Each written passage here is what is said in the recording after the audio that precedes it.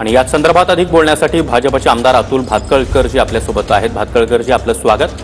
संजय राऊतांनी गंभीर आरोप केलेले आहेत की मनोज जरांगे यांच्या आंदोलनाची धार कमी करण्यासाठी सुरेश धसांना पुढे आणलं आणि हे भाजप नेतृत्वानेच घडवून आणलं।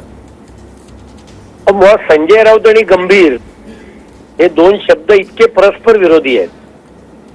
संजय राऊतांना त्यांच्या पक्षातले लोक सुद्धा कोणी गंभीरपणाने घेत नाहीत। एक विनोद वीर याच्या पलीकडे संजय राऊतांची काही योग्यता राहिलेली नाहीये।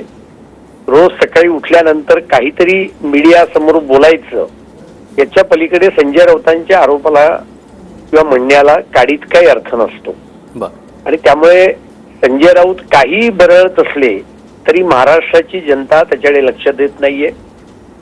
संतोष देशमुखांच्या हत्ये प्रकरणामध्ये राज्याच्या मुख्यमंत्र्यांनी आणि गृहमंत्र्यांनी सभागृहामध्ये महाराष्ट्राच्या जनतेला जे जे सांगितलं त्या सगळ्या गोष्टीची अंमलबजावणी केली आहे।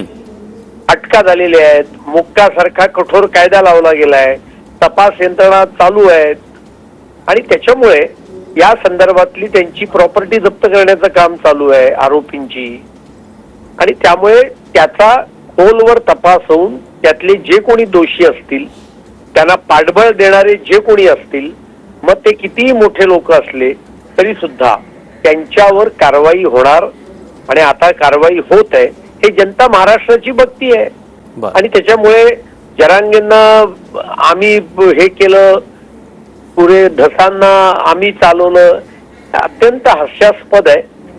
संजय राऊतांना म्हणावं की सभागृहात काय होतंय तेवढं तरी कळण्याची क्षमता ठेवा। सभागृहामध्ये या विषयावर बोलणारे जे दोन आमदार होते दोन्ही भारतीय जनता पार्टीचे होते, बरोबर, आणि त्याला उत्तर सुद्धा भारतीय जनता पार्टीचे नेते असलेल्या मुख्यमंत्र्यांनी आणि गृहमंत्र्यांनी दिलेलं आहे आणि त्यांनीच कारवाई केलेली आहे। आणि त्यामुळे संजय राऊतांच्या मताला एवढं महत्व द्यायचं काही कारण नाही। नक्कीच भातखळकरजी, धन्यवाद आमच्याशी संवाद साधला त्याबद्दल।